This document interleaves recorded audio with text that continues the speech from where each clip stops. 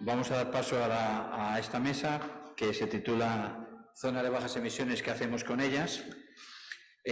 Para ello tenemos a 4 ponentes, 3 aquí presenciales y otra persona virtual. Voy a presentarlas y luego pues os doy paso a cada uno para que comentéis vuestra posición en el tema y luego si hay posibilidad pues me gustaría que tuviéramos un pequeño debate con algunas preguntas, ¿no? En primer lugar, pues tenemos a Marta Muñoz Cuesta, subdirectora de Aire Limpio y Sostenibilidad Industrial del Ministerio para la Transición Ecológica y el Reto Demográfico. A mi derecha está Cristian Quílez, de la Fundación Ecología y Desarrollo, ECODES. A mi izquierda está Carmen Duce, de Ecologistas en Acción. Y conectado online está Ana Montalbán, Ciudades que Caminan, representante de la red de Ciudades que Caminan. Muy buenas tardes a todos, también a Ana, que no la veo, pero sé que está ahí. Y para no demorarnos más, pues voy a dar paso a Marta para que nos cuente lo que quiera contarnos. Las directrices para el establecimiento de zonas de bajas emisiones. Bueno, yo tengo una presentación, supongo que se puede compartir, ¿verdad? Sí, muy bien. Espero que... ¿Ya está compartida? Ahí está. Perfecto, la pongo, yo la tengo en pantalla completa, pero supongo que es así, ¿verdad? Como tiene que verse, perfecto. Muy bien, pues nada, como comentaba anteriormente, cuando hemos iniciado las jornadas y me he presentado, dar las gracias, creo que es muy oportuno esta jornada porque hemos tenido estas directrices recientemente en información pública, hemos recibido alegaciones, ha despertado interés, la verdad, lo que nos alegra mucho. Estamos enriqueciendo con las aportaciones, algunas pues muy interesantes, la verdad, y estamos, por supuesto, abiertísimos a cualquier sugerencia, porque lo que queremos es que sean directrices útiles y que recojan todo aquellas inquietudes que ayuden a aterrizar, ¿no?, estas zonas de bajas emisiones. Por eso decía que me gustaba mucho el título de esta ponencia, ¿no? Ahora, ¿qué hacemos con ellas? Eso es lo que queremos. Que lo que hagamos sea algo, además, también ciertamente armonizado, ¿no?, que podamos responder todos a los objetivos comunes en la implementación. Así que, bueno, quería primero contextualizar un poco el problema. Aquí voy a ser breve porque yo creo que todos los que estamos lo conocemos. ¿Por qué trabajamos en zonas de bajas emisiones? Pues cifras elevadísimas de muertes prematuras anuales, según la Organización Mundial de la Salud, 4,2 millones anuales. La Agencia Europea estima más de 400.000 anuales. En Europa y en España tenemos más de 25.000 muertes prematuras. Además, una importante contribución del transporte de los gases de efecto invernadero. Y en tercer lugar, un tema muy importante, el ruido. Nosotros queremos que el ruido no sea una política satélite, queremos que esté integrada en las políticas en las que trabajamos. Y por eso estas zonas de bajas emisiones integran la contaminación acústica, que creo que es un elemento novedoso y necesario también. Aquí tenemos el informe anual, un pantallazo de la Agencia Europea de Medio Ambiente con las estimaciones para toda Europa, señaladas las cifras de España en cuanto a muertes prematuras. Y bueno, señalar también que, como antes decía Cristian, el objetivo de una zona de bajas emisiones no es cumplir, es mejorar. Y recientemente la Organización Mundial de la Salud ha publicado nuevas directrices, nuevos objetivos hacia los que hay que acercarse, más ambiciosos que los del año 2005 y más ambiciosos que los que pone la Directiva Europea de Calidad del Aire, lo cual nosotros en las directrices de zonas de bajas emisiones decimos que el objetivo es acercarse a las directrices de la OMS. ¿Por qué? Porque las directivas son acuerdos políticos, pero si lo que queremos es proteger la salud, hay que mirar a las directrices de la OMS, no al acuerdo político alcanzado en el Consejo entre todos los Estados miembros con elementos no solamente basados en la protección de la salud. Impactos, pues aquí vemos que el tema de partículas pues está muy concentrado en el este de Europa, en toda la zona del Valle del Po en Italia, y hay algún punto en España, aunque aquí se ven en las superaciones, pero son superaciones que no son superaciones de los valores reglamentarios porque hay efecto de las intrusiones saharianas también en España. Tenemos una única superación que ha dejado de producirse en 2020. Ozono es un problema muy importante, antes estaba muy limitado al sur de Europa y ahora vemos que básicamente hay problemas de ozono en toda Europa, ¿no? Y bueno, NO2, que es el contaminante prioritario que tiene como origen el tráfico y es el contaminante que se atacará más en las zonas de bajas emisiones por las restricciones de circulación, pues tienen problemas todas las grandes ciudades europeas se han registrado superaciones en Madrid y Barcelona y Granada, sin tener en cuenta el último año 2020, con la COVID ha sido un poco atípico y los valores bueno, no son quizás los más representativos de la serie, ¿no? Calidad del aire en España, pues como decía, nosotros tenemos superaciones en el año 2020 en Madrid y PM10 en Avilés. En el año 2019 teníamos también superaciones en Barcelona y en Granada, por ejemplo, en NO2. Y en PM10 también teníamos superaciones en Villanueva del Arzobispo. Así que bueno, esto es un poco el mapita de la situación en España, de las superaciones de ozono. Aquí vemos la superación en Madrid, ¿no?, que tenemos del valor límite anual, y partículas tenemos ahora mismo solo Avilés, se ve ahí pequeñito en el norte, que ha dejado de superarse Villanueva del Arzobispo. ¿Qué hemos aprendido en la pandemia? Bueno, aquí hago referencia a un estudio que hicimos en el Ministerio en el que mostraba. Inicialmente sacamos una nota de prensa diciendo que había unos valores sin precedentes de calidad del aire como resultado de las restricciones de circulación que hubo durante el confinamiento, pero bueno, pues ya en febrero de 2021 anunciamos que nos acercábamos a los niveles previos a la pandemia. Y esto, pues, el teletrabajo y otras medidas se han consolidado más o menos y estamos en una situación que es muy similar a la que teníamos anteriormente. Bueno, pues con estas lecciones aprendidas, ¿qué tenemos que hacer? Pues una de las medidas importantes son las zonas de bajas emisiones. Vamos a ver un poco el contexto también de estos trabajos que estamos haciendo. Como decía el Ministerio, estamos elaborando unas directrices de zonas de bajas emisiones. Nosotros también nos hemos preguntado cuando ha salido la ley de cambio climático, igual que vosotros, y ahora qué hacemos, ¿no?, con esto. Pues lo que hay que hacer es dar indicaciones, y creo que en el Ministerio tenemos un papel importante para dar unas directrices, intentar definir claramente cuáles serían los objetivos y de qué forma deben aterrizarse las directrices, y sobre todo sería importante que haya un criterio uniforme. Por eso el Ministerio está trabajando en esta línea. Hemos recibido, como decía, muchas alegaciones, en general, la verdad es que bastante interesantes y bastante constructivas. Tengo que decir que son muy constructivas que hemos tenido, y creo que están enriqueciendo más el documento, y yo confío en que sea un documento de utilidad para todos. Voy a hacer una breve descripción de lo que nosotros hemos planteado y un poco también la referencia al marco normativo en el que nos hemos movido. Bueno, la definición de la zona de bajas emisiones se recoge en la Ley de Cambio Climático y Transición Energética, en el capítulo 14.3. Y se entiende básicamente en una zona de carácter continuo en las que hay restricciones de acceso, de circulación y estacionamiento de vehículos. Y los objetivos que establece la Ley de Cambio Climático son calidad del aire y mitigación de las emisiones de efecto invernadero. Estos son los dos elementos fundamentales de la Ley de Cambio Climático. Hay que establecerlos con criterios de mejora de la calidad del aire y reducción de emisiones. No dice con criterios de cumplimiento de las obligaciones. La ley dice claramente objetivo de mejora, y eso es muy importante. O sea, nuestro objetivo es mejorar. Un municipio que establezca unas zonas de bajas emisiones y no tenga superaciones, hemos visto en la situación anterior, el mapa de España, pues hay gran cantidad de municipios que no superan, pero tienen obligación de hacer una zona de bajas emisiones. ¿Por qué? Porque la ley dice que tienen que mejorar. Entonces eso es fundamental, es un mensaje yo creo que muy importante en estas directrices. Y bueno, aquí hablamos también de esas restricciones conforme a la clasificación de vehículos vigente. Bueno, ¿no me entendéis bien? ¿No me oís bien? Sí, sí, me separo un poco y me quito la mascarilla. Mantener. A ver. Perfecto, gracias. Así seguro que mejor. También yo es que hablo muy rápido, si voy rápido me decís, pero vamos, hablo deprisa.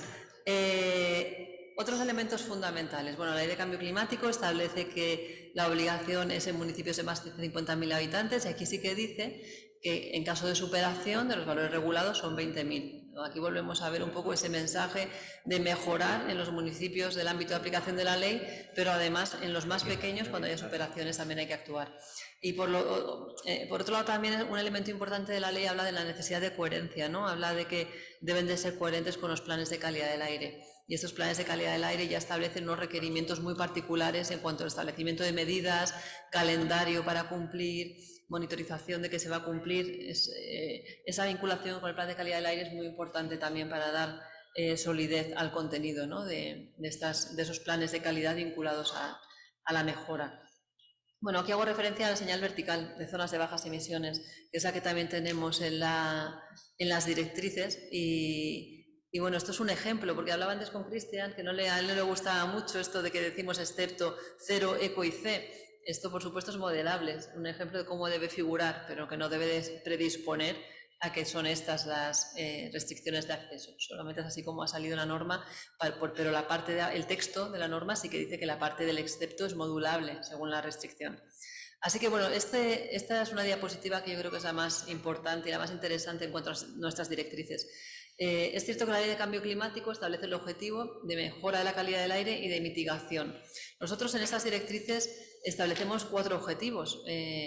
Hablamos mejora de la calidad del aire y de la salud, contribución a la mitigación, pero además hablamos de la necesidad de un cambio modal hacia medios de transporte más sostenibles. Hablamos de una pirámide de movilidad en la cual hay que dar prioridad al peatón, al transporte público y una serie de elementos muy interesantes que no solamente hablamos de la mejora y la mitigación, sino el cambio modal es un elemento integrado con mucha relevancia en estas directrices. Y el impulso de la eficiencia energética también es un elemento importante, con lo cual, y hablamos del ruido, perdón, que me lo he saltado en la primera línea. El primer punto es sobre el ruido generado por vehículos, integrar la contaminación acústica. Voy a pasar muy rápidamente porque yo creo que ya voy un poco justa de tiempo. Calidad del aire, fundamental que se pueda cuantificar, porque hablamos de mejora, entonces debe de poderse cuantificar. Un elemento que está en la directiva de calidad del aire es que cuando hay un incumplimiento es fundamental para cumplir con la norma que el cumplimiento tenga lugar en el menor tiempo posible. Si tú estás superando y no pones las medidas que permiten cumplir en el menor tiempo posible, no cumples la norma. Entonces hay que hacer un calendario que demuestre que tú estás cumpliendo en el menor tiempo posible. Y finalmente hay que alinearse a las directrices de la OMS. Es la mejora que nosotros recogemos en el documento. En cambio climático, pues aquí se recoge la necesidad de promover el trasvase modal y también ciertos elementos para facilitar la adaptación al cambio climático. En cuanto a ruido, pues las zonas de bajas emisiones abordan cambios que influyen generalmente en la emisión de ruido de vehículos, pero deben de tenerse en cuenta otros componentes. Muchas alegaciones nos han planteado, ¿qué pasa si yo peatonalizo la calle? Como resultado de la peatonalización, pues se genera ruido por ocio, otras cuestiones. El elemento del ruido es un factor también a tener en cuenta porque influye en el bienestar de los ciudadanos y es otro de los elementos de las zonas de bajas emisiones. Las zonas de bajas emisiones deben de ser coherentes con otros planes, como dice esta diapositiva, planes de acción contra el ruido, planes de movilidad urbana sostenible, de adaptación al cambio climático, planes de calidad del aire y planes de agenda urbana. En las directrices esto está desarrollado si tenéis curiosidad. Hablamos también de distintos tipos de zonas bajas emisiones, tanto con criterios geográficos como de gobernanza.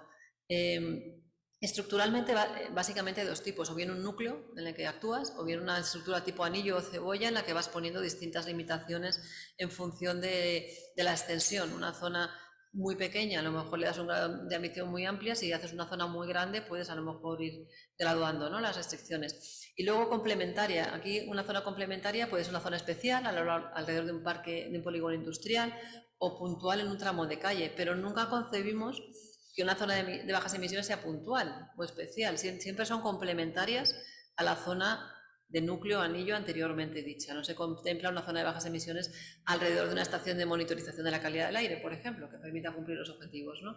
Y luego con criterios de gobernanza, pues veremos el alcance. Puedes hacer un alcance muy amplio a todos los municipios o un alcance pues más reducido, pero el criterio de gobernanza es relevante porque permite también tener criterios uniformes, ¿no?, en los distintos municipios.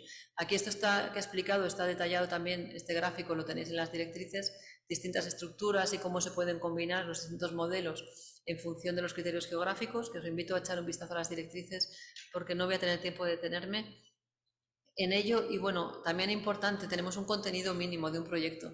Unas zonas de bajas emisiones tienen que tener unos requerimientos mínimos, tienes que poder determinar cuál es el origen de la contaminación que quieres reducir y si una vez que sabes el origen, qué tipo de actuaciones vas a tener en cuenta, con qué tipo de medidas vas a ver la mejora, qué calendario tienes previsto de mejora, plan de sensibilización. Hay unos elementos básicos y claros que deben estar en un proyecto. El proceso de implementación lo definimos para facilitar también a los gestores la implementación. Disculpadme que pase rápido, es por el tiempo que no me quiero extender mucho.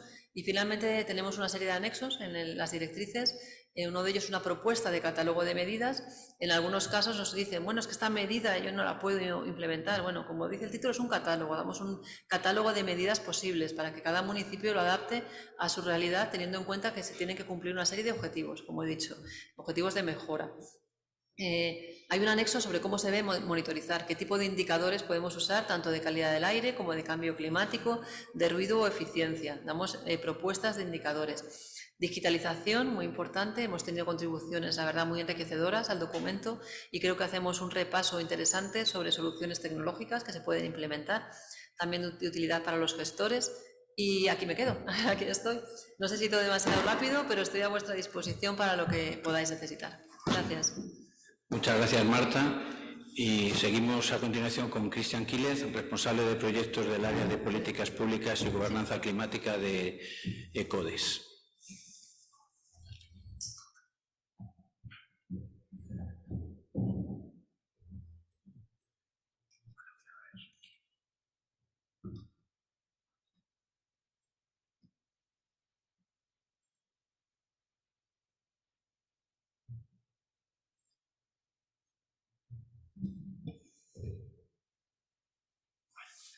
Bueno, muy buenas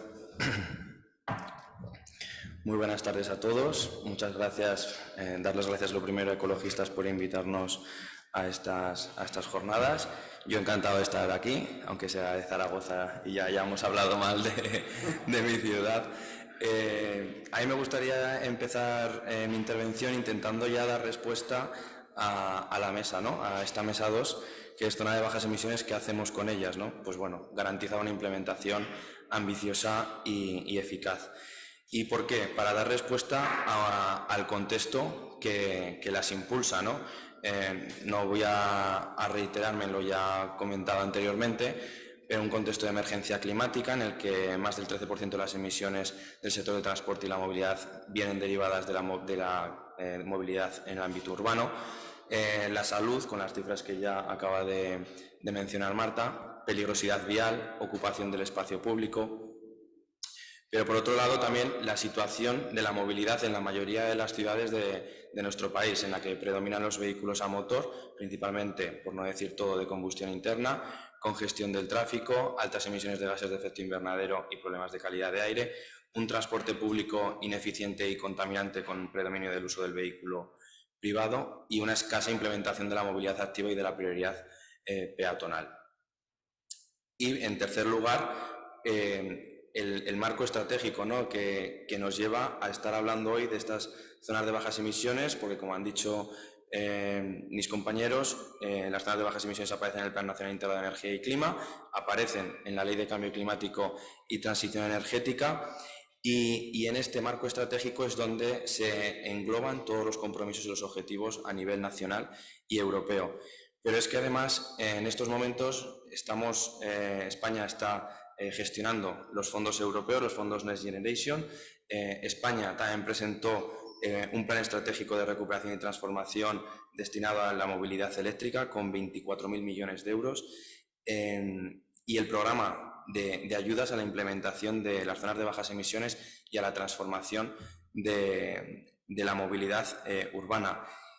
Dicho programa tenía dos convocatorias, una de 1.000 millones, otra de 500 millones. En la primera ya ha conseguido unos resultados de más de 1.500 millones, con 1.134 actuaciones, 258 solicitudes, 187 municipios y encima se han presentado agrupaciones de municipios. Es decir, las zonas de bajas emisiones aparecen en la legislación, en la Ley de Cambio Climático, como unas zonas que deben implementar las ciudades de más de 50.000 habitantes o aquellas de más de 20.000 con problemas de calidad de aire, pero ya hay agrupaciones municipales que presentan proyectos. Eso sería un poco la importancia de garantizar una implementación ambiciosa y eficaz. Nuestra propuesta, nosotros ya en junio presentamos, bueno, cuando digo nosotros, digo ECODES, Transport Environment y Fundación Renovables. Lanzamos en junio una propuesta de regulación mínima de estas zonas de bajas emisiones y ahora, bueno, ahora tenemos las directrices que ha comentado Marta. En nuestra propuesta partíamos, bueno, la definición, no existía una definición reglada, la más utilizada es la que podéis leer en el número 2, no lo voy a leer entero. Y en la Ley de Cambio Climático aparece la que ya acaba de señalar Marta. Aquí una breve apreciación ya. Nosotros tenemos una propuesta de definición que, como digo, ya hicimos en junio y iba destinada principalmente a rebatir, ¿no?, lo que desde el Ministerio se iba a hacer, que eran esas directrices. El Ministerio en sus directrices acompaña la definición de zonas de bajas emisiones con la siguiente frase: se trata esencialmente de un cambio en la regulación que puede o no ir acompañado de cambios físicos en el entorno urbano para potenciar un cambio en el modelo de movilidad.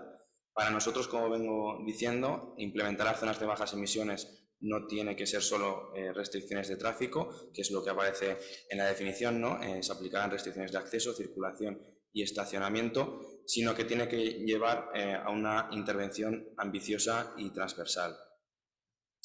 Entonces, nuestra propuesta iba destinada a ello. Nosotros en la definición proponemos que se incluyan, en primer lugar, que se utilizarán sistemas de vigilancia y mecanismos de sanción. Una zona de bajas emisiones que no sanciona, la gente va a continuar entrando, y añadir que a la vez se apliquen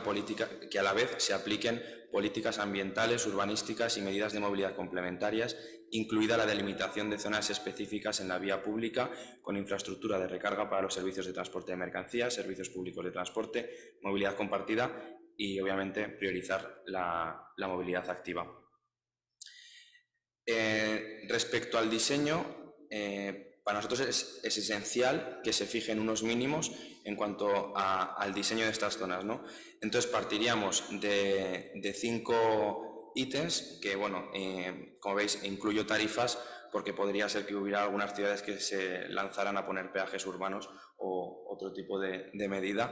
Pero en el tema de las zonas de bajas emisiones lo más importante sería el tamaño, el rigor, y cuando hablo de rigor me estoy refiriendo a las etiquetas de la DGT que ahora comentaré, la aplicación, las exenciones, ¿no?, a quien se le exime de cumplir esta norma, que, como hemos visto en el caso de Madrid, la nueva ordenanza de movilidad ya ha incorporado una exención que va a permitir entrar 15.000 vehículos más. Claridad y previsión. Entendemos que no se puede llegar al 2023 y de repente que las ciudades digan: aquí tenéis una zona de bajas emisiones, no podéis circular. Estamos a finales de 2021, han podido pedir dinero las ciudades para implementarlas, tienen todo 2022 para empezar a concienciar a sus ciudadanos de que se va a implementar, por lo cual no tendría o no debería de ser motivo el hecho de que afecte o suponga un shock social, por parafrasear a una concejala, para la ciudadanía la implementación de estas zonas cuando tienes un año ya para concienciar y sensibilizar a tus ciudadanos. Estos serían los aspectos principales de diseño y, como digo, para nosotros es muy importante el tema del tamaño, el tamaño suficiente con el objetivo de disminuir las emisiones en toda la ciudad y no solamente en la zona afectada. Estos son imágenes del 2019, pero en el caso de Madrid ahora tendríamos otra pequeña zonita más al lado de Madrid Centro, que sería la plaza elíptica, pero en el caso de Londres me gustaría comentar lo que, además, a raíz del proyecto Clean Cities, en el que Ecodes también estamos dentro, el 25 de octubre entra en vigor la expansión de la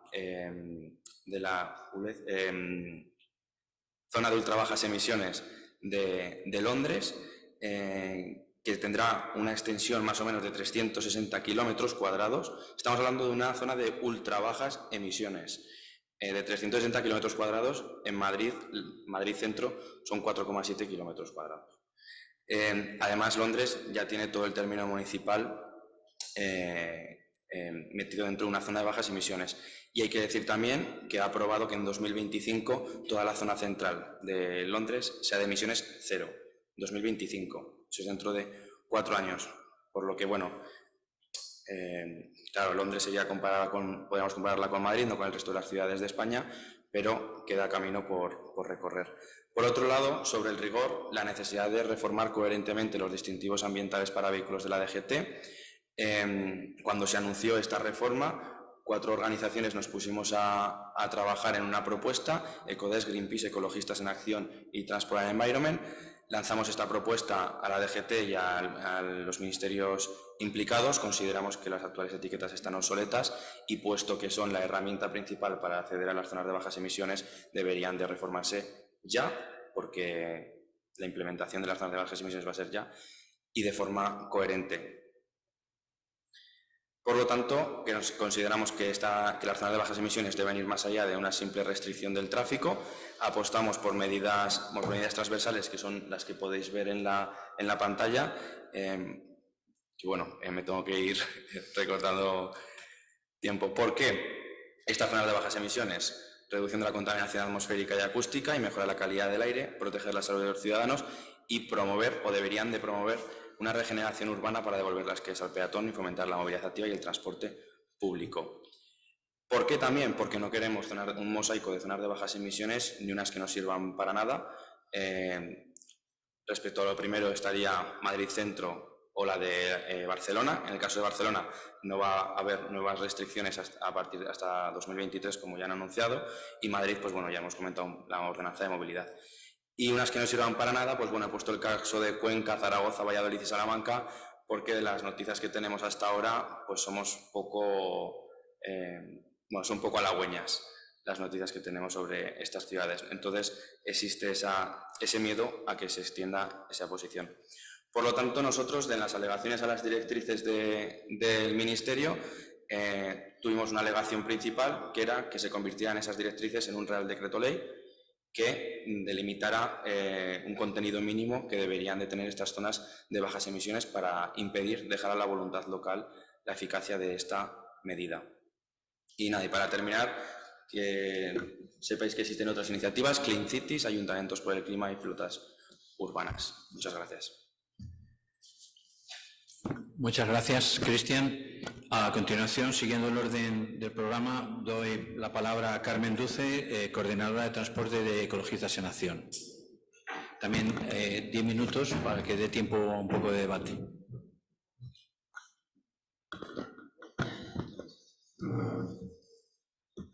Vale, pues muchas gracias. Yo creo que no voy a utilizar los 10 minutos, voy a ser más breve porque como hemos organizado las jornadas desde Ecologistas en Acción y con el enfoque que le hemos dado, yo creo que vamos a estar día y medio repitiendo nuestros mensajes e insistiendo en lo mismo. Entonces, bueno, sí que me gustaría también que pudiéramos escuchar la propuesta de la Red de Ciudades que Caminan, que va en esta mesa también. Y yo creo que son diferentes propuestas que están sobre la mesa, tanto la que se ha elaborado desde el Ministerio de Transición Ecológica, las directrices, la propuesta que hicieron las organizaciones ecologistas con la que nos ha presentado Cristian ahora con la Fundación Ecodesk, la de la Red de Ciudades que Caminan. Nosotros en Ecologistas en Acción estamos elaborando también una guía más pensada para ciudades medias. A mí lo que me gustaría insistir es, en algunos otros aspectos, además de la calidad del aire, que es algo fundamental. Ya hemos oído números y yo creo que hay que insistir. Hay miles de personas que están muriendo prematuramente y que no deberían estar muriendo por la contaminación que respiramos cada día. Esto es algo que en los últimos meses, en el último año y medio, hemos tomado medidas drásticas en todo el mundo para evitar muertes prematuras debido a una infección, a una pandemia, y bueno, sí que consideramos que la contaminación del aire es suficientemente seria como para tomar medidas así de drásticas también y de una manera urgente. Tenemos el cambio climático sobre la mesa, que también se ha planteado. De hecho, las zonas de bajas emisiones aparecen en la ley de cambio climático como una obligación. Las emisiones de CO2 que se emiten ahora mismo van a estar décadas en la atmósfera. O sea, tenemos que reducir muy drásticamente lo que estamos emitiendo de CO2, de gases de efecto invernadero, de manera urgente, porque la inercia de la atmósfera supone que el planeta se va a seguir calentando y ya estamos a unos niveles bastante críticos. Pero además hay otro factor que no solemos mencionar y que deberíamos tener también sobre la mesa, que es que ya hemos superado el pico del petróleo, que el petróleo barato, fácil de extraer, con el que podríamos acceder a combustible fósil maravilloso, muy fácil de transportar y muy asequible y muy barato, se nos ha acabado. La Agencia Internacional de la Energía ya hace casi, ya en 2005 planteaba que estábamos, o sea, ella planteó hace unos años en su informe que ya habíamos superado hace años ese pico del petróleo, que cada vez el petróleo va a ser más escaso y más difícil de extraer. Estamos alcanzando el pico de otros combustibles fósiles también, como el gas, como el carbón, y además las energías renovables, por mucho que haya que implantarlas y que tengan que tener un gran despliegue, no es posible solo con energías renovables sustituir toda la energía fósil que estamos utilizando, y especialmente para el transporte, que es uno de los sectores más difíciles de descarbonizar, como veremos después en la mesa redonda sobre cambio climático. Con todo esto, ¿qué queremos decir? Que va a haber un cambio en las ciudades, sí o sí. O sea, el cambio se va a dar. Cada vez va a haber menos coches y vamos a necesariamente tener que reducir nuestras necesidades de transporte, vamos a tener que reducir nuestros desplazamientos y vamos a tener que reducir el desplazamiento que se hace de las mercancías también. Y esto va a ocurrir sí o sí y en un breve plazo de tiempo. Lo que pensamos es que mejor será que lo vayamos planificando y que lo vayamos organizando de una manera socialmente justa y ambientalmente responsable también, para que no sean solamente quienes puedan pagarlo, quienes puedan seguir moviéndose y quienes puedan seguir accediendo a mercancías que se mueven de parte a parte del planeta, sino que vayamos planificando ya colectivamente en las ciudades cómo vamos reduciendo esas necesidades de moverse, cómo vamos consiguiendo que las personas podamos vivir y trabajar o acudir a los centros escolares a las distancias, a distancias caminables, que consumimos comercio local, que consumimos productos de proximidad y que tratamos de reducir muchísimo todas esas necesidades de moverse. Esto es algo que tenemos que hacer en los próximos años de manera muy urgente, y sí que pensamos que hay que empujar tanto a las instituciones como a la ciudadanía también, a nuestras vecinas y vecinos y a nuestros, a nuestros seres, a nuestras familias más cercanas, para tratar de transmitir esta idea de que tenemos que movernos menos, que tenemos que mover menos las cosas, y que cuando nos movamos, ojalá que podamos hacerlo de manera activa, caminando o en bicicleta, que vayamos seguras con las bicicletas porque no hay tantos coches por las calles, o que podamos acceder a un transporte público que necesariamente tiene que ser financiado por todos y por todas. Y que ahí está la Ley de Movilidad Sostenible también a debate. Parece ser que hasta 2023 no se va a aprobar, pero sí que sería algo fundamental también garantizar la financiación del transporte público para que sea una verdadera alternativa que conecte las personas y sus necesidades de moverse. Yo, para terminar con mi intervención, aunque se ha apuntado ya algo en las intervenciones anteriores, pero sí que creo que en el cortísimo plazo tenemos que demandar también una mejor coordinación interinstitucional. Tenemos, por una parte, las directrices que ha elaborado el MITECO, que de momento son directrices, no son de obligado cumplimiento, no es un reglamento que, como estamos demandando también que pueda ser, pero están, por otra parte, los fondos europeos, que esos los va a gestionar el Ministerio de Transportes con una guía también propia que ha sacado. Está la instrucción de la Dirección General de Tráfico con las etiquetas, que no está muy claro si se va a reformar o no se va a reformar o en qué momento está. Está la responsabilidad de las comunidades autónomas con el transporte metropolitano y la organización de todo ese transporte, y como también las comunidades autónomas tienen responsabilidad en estos temas. Está lo que vayan haciendo las ciudades, que, como se apuntaba también ahí, algunas ciudades ya están planteando que hasta después de las elecciones municipales de 2023 no se atreven a hacer nada porque hay cierta oposición a todo esto. Sinceramente, desde Ecologistas en Acción lo que pensamos es que es más ciertos altavoces que una oposición real, que no es tanto, pero sí que es verdad que en redes sociales y en algunos medios de comunicación, en cuanto se toca mínimamente al coche, parece que hay una oposición furibunda, aunque luego quizás la realidad no sea tanta, pero es algo que a los responsables políticos les da mucho miedo. Yo creo que tenemos responsabilidad también de hacer de contrapeso y decir, esto lo tenemos que hacer y lo tenemos que hacer de manera urgente. Yo voy a terminar aquí.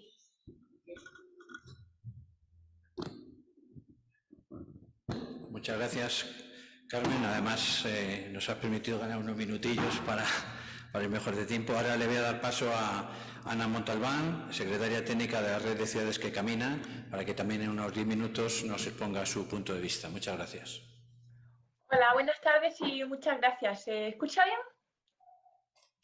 Ok, muy bien, gracias. Me habría encantado estar ahí presencialmente, pero era totalmente imposible.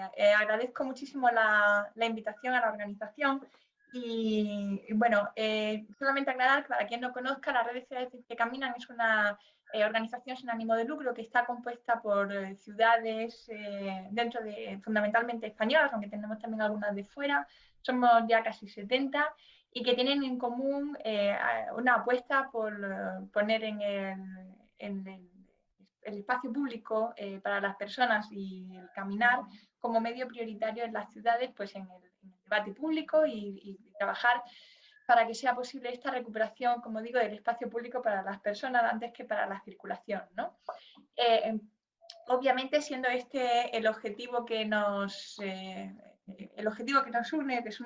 que une a las ciudades de nuestra asociación, el concepto de zona de bajas emisiones era algo que nosotros esperábamos con anhelo, ¿no? con alegría, porque necesitamos ese paraguas estatal que pudiera ser equiparable a la ley antitabaco. Es muy difícil, habría sido muy difícil que hubiéramos dado ese salto en, bueno, pues en el abandono de este mal hábito para la salud si eso se hubiera dejado de la mano de los ayuntamientos, porque seguramente no todos lo habrían podido aplicar o no habrían tenido la valentía para aplicar unas restricciones tan importantes como fueron esas en su momento. Entonces, para nosotros la herramienta de zonas de baja de emisiones es algo, como digo, deseado, ¿no? Y teníamos grandes expectativas.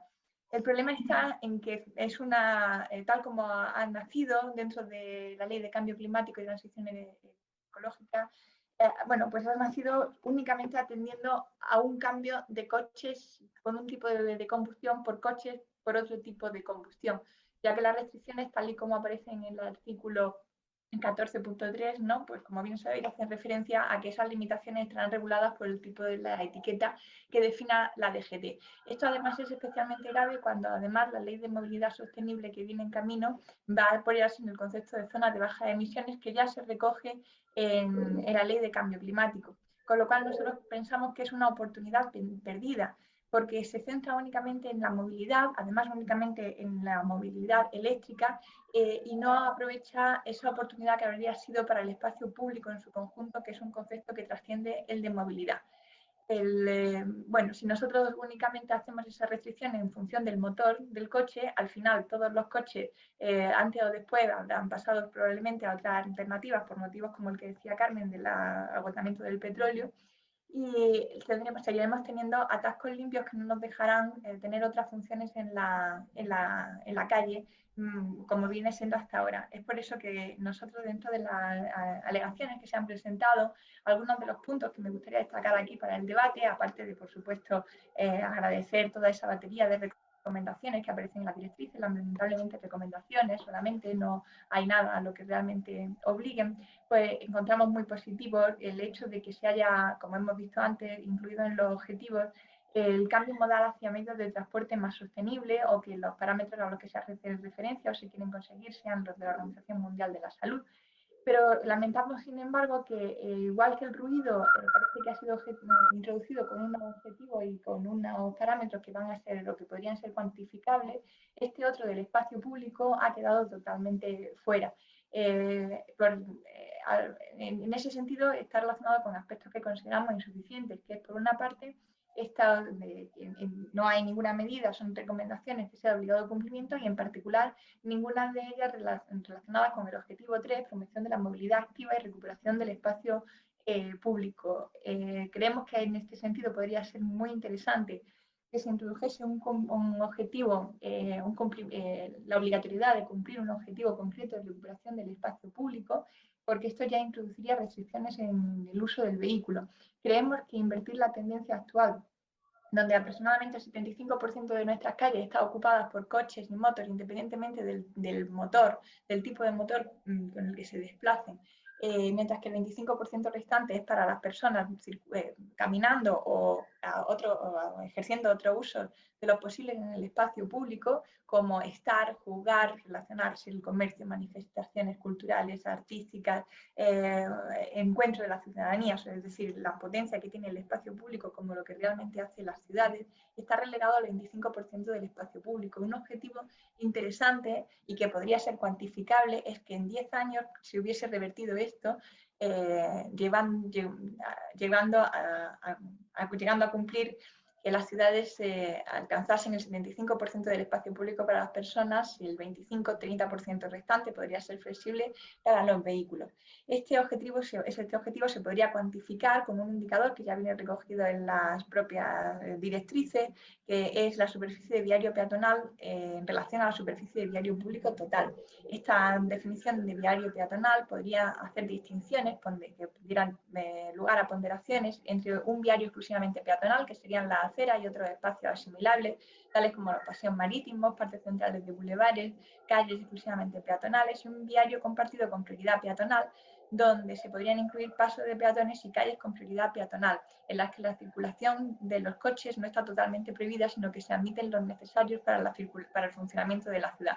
Servicios públicos, emergencias, distribución de mercancías, reparto domiciliario, por supuesto el acceso a residentes, a servicios a hoteles, transporte de bultos por residentes y profesionales, acceso a personas con movilidad reducida. Es decir, lo que nosotros proponemos es que de alguna manera las directrices, si en algún momento llegan a convertirse en un real decreto que tenga realmente capacidad para legislar, más allá de dar unas recomendaciones, deberían también atender de manera directa a este objetivo que se enuncia dentro de ellas, que es la promoción de los modos activos y la recuperación del espacio público para otros usos. Y esto podría cuantificarse a través de esta relación de espacio público, y que además esto podría medirse realmente.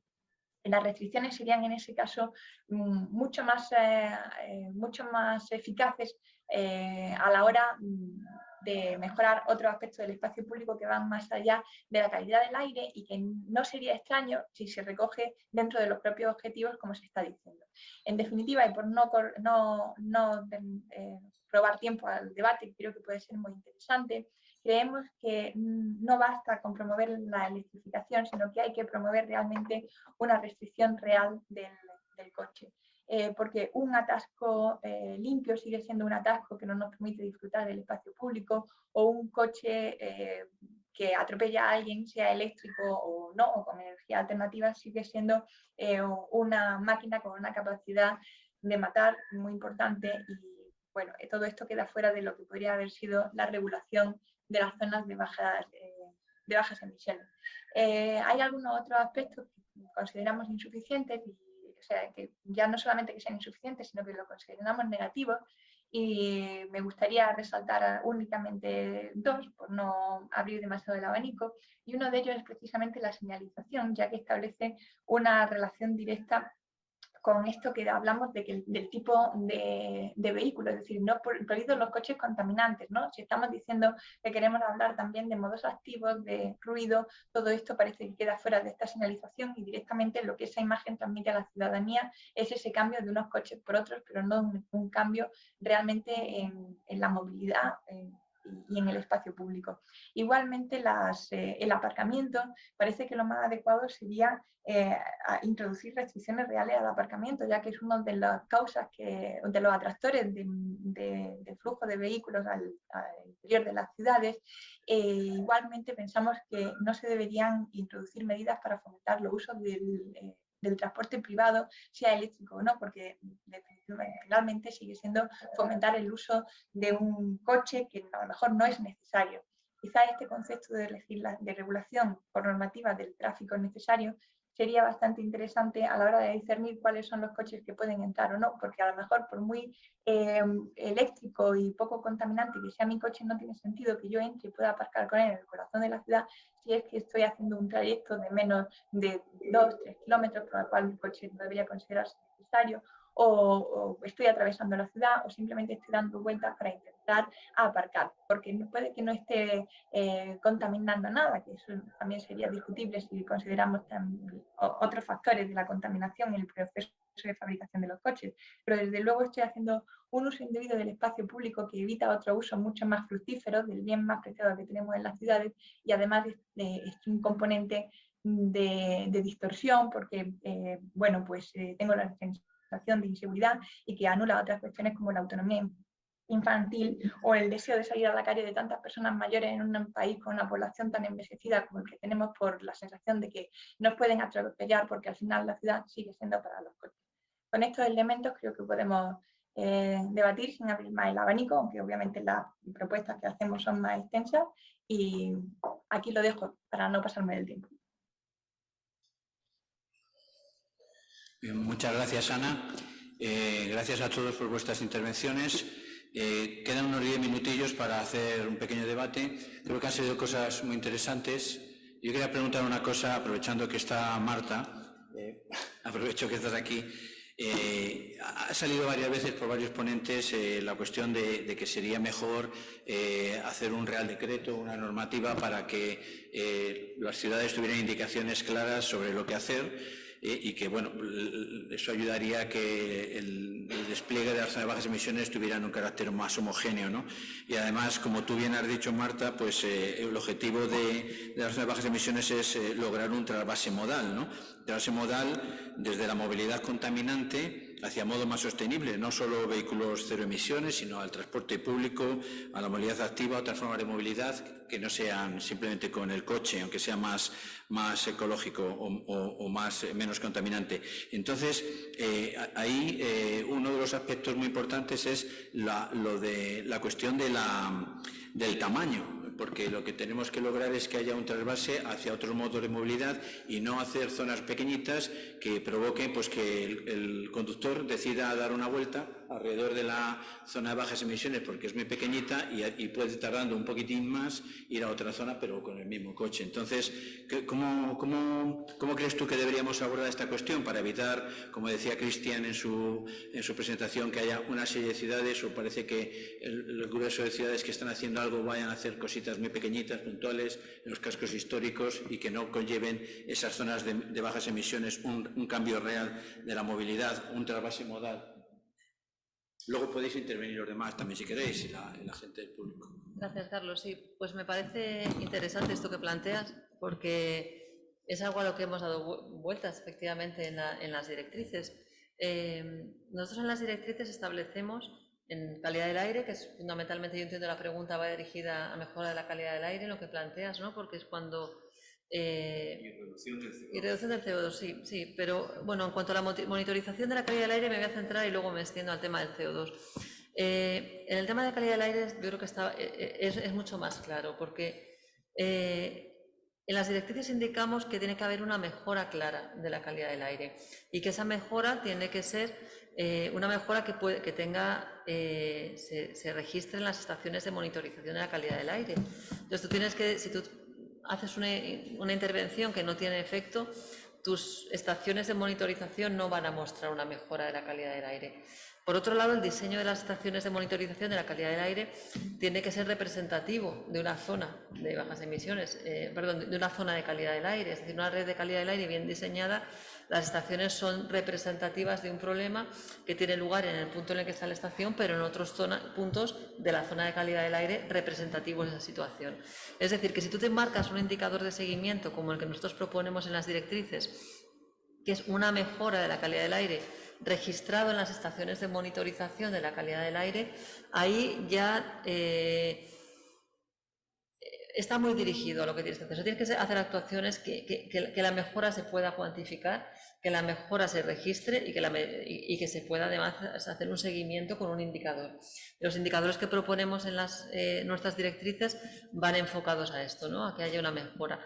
Igual en cambio climático, nosotros proponemos indicadores en los que las emisiones de CO2 se puedan monitorizar y que haya una estimación de lo que tú estás emitiendo en el diagnóstico inicial.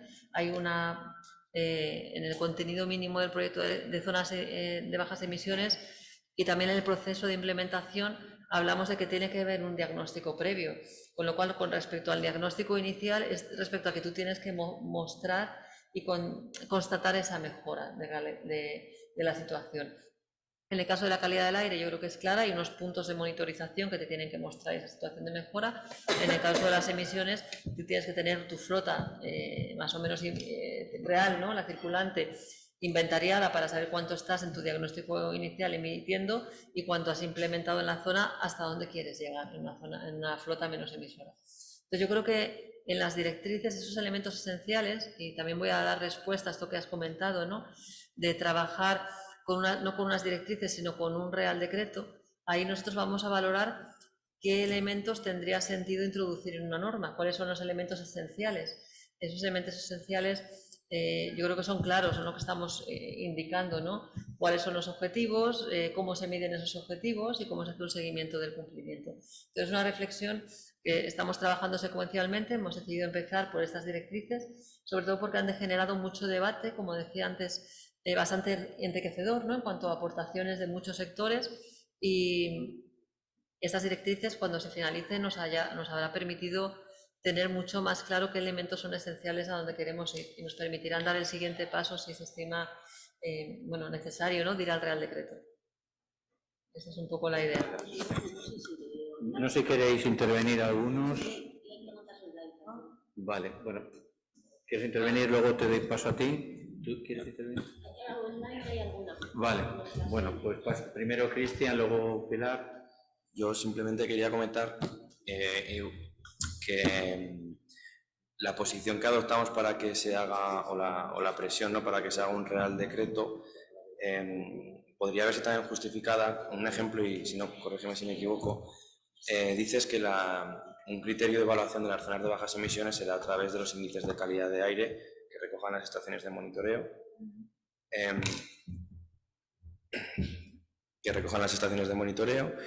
Y entonces, claro, en la Plaza Elíptica de Madrid se ha hecho una nueva zona de bajas emisiones. En la Plaza Elíptica de Madrid hay una estación de monitoreo. Va a salir buenos índices de calidad de aire en esa plaza, pero todo el anexo de la plaza ocurrirá un poco lo que ha comentado Carlos, que podría derivarse en los quitamos de aquí pero van a otros sitios. Entonces, para evitar eso, creo que hay que reforzar la posición de que sean unas directrices obligatorias, ¿no? Porque si no, si eso, bueno, ocurre en Madrid, pero puede ocurrir en otras zonas, que se hagan zonas de bajas emisiones cerca de estaciones de medición de calidad de aire para que dé buenos resultados. En ese sentido, Cristian, quizás podría añadir un tema que ya está incluido en la propia directiva. Sí, hay un tema que ya está incorporado en las propias directivas de calidad del aire. Tú hablas de una zona de bajas emisiones que pueda mejorar la situación de la estación de medición que está midiendo más próxima al tramo en el que se restringe el acceso, pero que se deteriore en la periferia por el efecto frontera. En las propias directivas de calidad del aire, lo que se establece, y también la normativa nacional, es que el valor que marca la situación de una zona de calidad del aire es el peor de los valores. Es decir, tú tienes 4 estaciones de monitorización y una te da un valor muy bajo y las otras, sin embargo, te dan un buen valor. El que marca el valor de esa zona de calidad del aire es el peor de los valores. Es decir, si tú tienes un efecto frontera y se te deteriora ahí la calidad del aire, esa zona de calidad del aire, su valor estará marcado siempre por la peor estación de calidad del aire. Entonces, aunque tú tengas una mejoría en otra, lo que tú vas a reportar en cuanto a superaciones o a la situación de la calidad del aire de toda la zona, la directiva siempre reporta el valor más alto en cuanto a cumplimiento, ¿no?, de las directivas comunitarias. Muy bien. Pues yo soy Pilar Vega, de GA21, y bueno, ha sido una pena no poder escuchar a Ana Maul tan mal, porque ha hablado muy rápido y se la escuchaba mal, pero ha dicho cosas muy interesantes y creo que hay que ir a un rediseño de las ciudades para que no haya necesidad de utilizar el coche y se potencien los medios activos. Tal como están las directrices, yo me las he leído de pe a pa y he hecho unas alegaciones contundentes y creo que se le sigue dando mucho espacio al automóvil y yo creo que eso pues tiene que modificarse, porque para hacer un cambio modal hay que hacer un cambio cultural fundamentalmente, y entonces hay que ir por otro modelo cultural. Lo que pasa que toda la política del gobierno actualmente está por relanzar la industria del automóvil y para eso hay que vender muchos vehículos eléctricos y va a ser muy difícil parar eso, porque hay una presión de la población trabajadora. Supongo que el gobierno pues ha medido sus fuerzas. De todas maneras, quería preguntar a Marta una cosa concreta sobre una cosa que ha dicho. Ha señalado que la idea de las directrices es no adaptarse a las directrices de la OMS en directrices de calidad del aire. En este sentido, Recientemente las directrices de la OMS son mucho más restrictivas que las anteriores, que ya eran mucho más restrictivas que las directrices comunitarias. ¿Qué va a hacer el Gobierno español para que esto se cumpla cuando municipios como el de Madrid le ha dado igual las directrices? Porque se puede hacer un real decreto, como se dice aquí, pero hay que hacer leyes que se puedan cumplir y hay que poner las mimbres necesarias para que eso se cumpla, porque el papel lo aguanta todo, pero las decisiones políticas municipales no parece que luego se cumplan. Entonces, ¿cómo pensáis desde el Ministerio que se puede lograr esto? Porque yo estoy muy a favor de que se cumplan las directrices de la OMS y creo que los que estamos en esta sala y en las jornadas también, pero no sé cómo lo vais a hacer. Sí. Sí, muchas gracias por tu pregunta. La verdad que es muy oportuna, efectivamente, con esto de la OMS. Has mencionado dos cuestiones, te respondo a las dos. En cuanto a... mencionas que percibes que hay mucho... seguimos priorizando en las directrices el transporte privado. Desde luego no es nuestra intención. El automóvil, nosotros no es nuestra intención y leeremos con atención las alegaciones, porque si eso es lo que se percibe, desde luego no queremos que así sea. Nosotros hemos dedicado un capítulo a la pirámide de movilidad en la que se da prioridad al peatón, al transporte activo, transporte público, y el vehículo privado está en la pirámide en el lugar que corresponde. Pero como he dicho, leeremos las alegaciones y si procede de aclararlo más en el documento, por supuesto, es nuestra intención que quede bien claro, ¿no?, esa pirámide de movilidad. En cuanto a qué queremos hacer con las directrices de la OMS. A ver, nosotros estamos en un momento ahora en el marco comunitario, en la Comisión Europea, se ha presentado el Plan Contaminación Cero y en el Plan Contaminación Cero ya se anuncia que va a haber que el objetivo es acercarse a las directrices de la OMS lo máximo posible. La Comisión Europea ha anunciado una revisión de las directivas de calidad del aire. Y estamos a la espera de que en esa revisión de las directivas ponga una propuesta sobre la mesa. Ya en los grupos de trabajo se dice que, claro, pasar de la situación actual a hacer obligatorias las directrices de la OMS, pues claro, hay que ver la situación que tenemos. He puesto unas mapas en mi presentación de incumplimientos. Las propias directivas actuales, con valores que ni siquiera se acercan a los objetivos de la OMS, ya se están incumpliendo, ¿no? Entonces, el objetivo en la comisión es hacer una revisión de las directivas y proponer nuevos valores límite de calidad del aire. Todavía no tenemos su propuesta sobre la mesa y no sabemos qué va a proponer la comisión, que en cuanto se apruebe la directiva, pues habrá que comenzar nosotros a legislar también y podemos quedarnos en lo que proponga la comisión o ser más ambiciosos. Pero queremos ver cuál es la propuesta de la comisión, que todavía no está sobre la mesa. Sí que en los grupos de trabajo se plantea, y la propia Organización Mundial de la Salud, en la nota de prensa en la que ha presentado sus directrices, claro, plantea esta situación de queremos ir más allá, pero no estáis siquiera cumpliendo, no estamos cumpliendo lo que estaba en las de 2005. Entonces plantea trabajar incluso por objetivos intermedios. Ellos están planteando que se podría trabajar por un objetivo intermedio, propone una serie de objetivos intermedios para gradualmente irse acercando a los valores de 2021 de la OMS. Entonces es probable que la Comisión Europea ponga una propuesta ahora en breve sobre la mesa con una propuesta de valores intermedios que tendrá que analizarse por los grupos de trabajo de los Estados miembros y bueno, pues ver en qué se materializa, ¿no?, en qué propuesta de directiva. Entonces, bueno, estamos a la espera de ver también estas directivas europeas cómo plantean a nivel comunitario que se cumplan estos valores, pero como decía la propia OMS, habla de trabajar con valores intermedios. Muchas gracias. Bueno, se nos pasa un poco de tiempo, pero hay dos preguntas del público que nos van a leer ahora. Sí, un segundo. Primero va Ana Montalbán, que quiere hacer algún comentario, ¿vale? De acuerdo, muy bien. Muchas gracias. Siento que no se haya escuchado muy bien, según dice Pilar. Bueno, yo simplemente quería decirle a Marta que si tienen alguna duda, efectivamente lo que se percibe es como que se sigue apostando por el vehículo privado con otro tipo de motor, pero hay una percepción bastante generalizada de que esto es así, porque realmente queréis trabajarlo desde el Ministerio. Todos los que estamos aquí, que trabajamos en redes, creo que coincidimos en eso plenamente. En cuanto a la pirámide de movilidad, está fantástico todo el trabajo que se dedica a teorizar sobre ella, pero se llevan 30 años teorizando sobre ella. Si no se ponen medidas reales sobre la mesa, seguiremos otros 30 años teorizándolo y mostrándolas en nuestras presentaciones. Y no se habrá conseguido nada, porque la teoría ya no la sabemos. A mí me gustaría también hacer una pregunta para el debate. ¿Qué va a pasarle a las ciudades que no consigan los objetivos mínimos de calidad del aire? ¿Hay previsto algún tipo de sanción? ¿O qué será? ¿Cómo tendrán que responder cuando no hayan cumplido esos objetivos mínimos? ¿Hay una pregunta para mí? Sí. ¿Puedes repetir la pregunta, Ana? Sí, la pregunta es que qué les va a pasar a esas ciudades, cómo van a tener que responder a las ciudades que no logren conseguir los objetivos mínimos que se establezcan.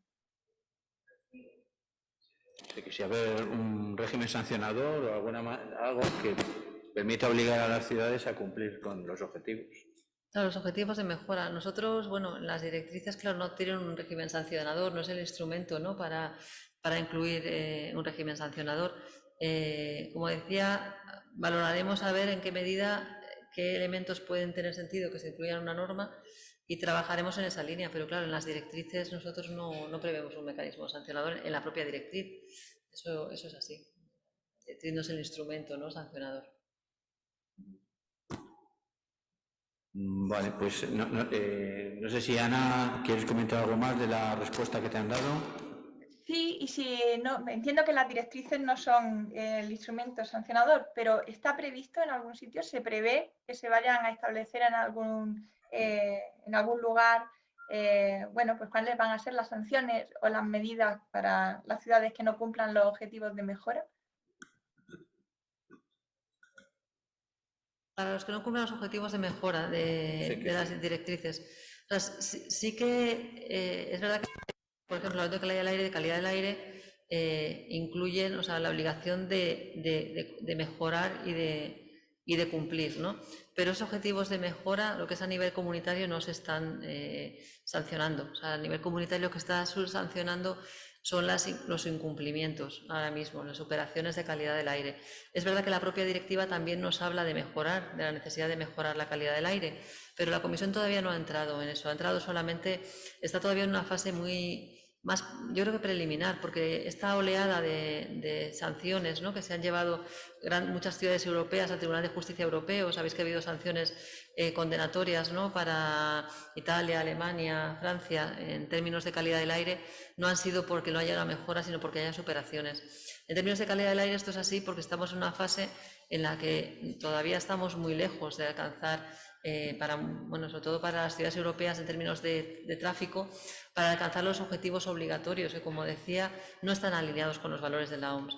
Entonces, lo que es a nivel del marco normativo y las sanciones que se están imponiendo a nivel comunitario en este momento son por superaciones de valores límite. Es lo que se está ahora. Hay varios países europeos que los que tienen superaciones básicamente, y sabéis que también tenemos un caso en España, Madrid y Barcelona, son por las superaciones, pero no se ha entrado en la mejora todavía, en el marco de las directivas de calidad del aire. Muy bien, pues ¿nos lees las dos preguntas que hay online? Sí, la primera, bueno, la segunda no la vamos a leer porque es tema de la siguiente mesa, ¿vale? Y ya se responderá en la siguiente mesa, pero Marco Garrido nos dice: existen nuevos modos de transporte como patines eléctricos o motocicletas eléctricas actualmente en auge, que, aunque contribuyen a disminuir la contaminación del aire en las ciudades, también pueden suponer un problema para la utilización racional de la vía pública por parte de peatones u otros modos sostenibles como la bicicleta o los patines tradicionales. ¿Qué ocurre en estos modos de transporte en las ciudades de zonas de bajas emisiones? ¿Queréis responder a uno? Cristian, de CODES. Sí, bueno, yo diría que las ciudades tienen las competencias para regular la utilización de estos vehículos de movilidad personal, que ya hay ciudades que han adaptado sus ordenanzas a la utilización de estos vehículos de movilidad personal, y que algunas de las empresas de vehículos de movilidad personal, como es el caso de las empresas de patinetes, nos consta que van a... bueno, lo que teníamos antes, digamos, era que podías dejar el patinete o la bicicleta eléctrica en cualquier lugar de la vía pública, y ahora se están adaptando espacios para dejarlos, que quiten espacio a otros vehículos otros sistemas de movilidad como son la bicicleta o el patinete tradicional, yo creo que las regulaciones lo que van es para que tanto las bicicletas como estos vehículos de movilidad personal utilicen las mismas vías destinadas a la bicicleta. Serían carriles bici o infraestructura ciclista o vías pacificadas o ciclocarriles, aunque no estamos a favor de los ciclocarriles, pero sería eso. Y dentro de las zonas de bajas emisiones, obviamente la apuesta debe de ser por este tipo de vehículos que obviamente son cero emisiones y permiten que las personas no se muevan en su vehículo privado. Muy bien, muchas gracias. Pues con esto y pidiendo disculpas porque nos hemos pasado 10 minutos del horario previsto, pues cerramos esta mesa. Muchas gracias a todos los ponentes y a vosotros también. Muchas gracias.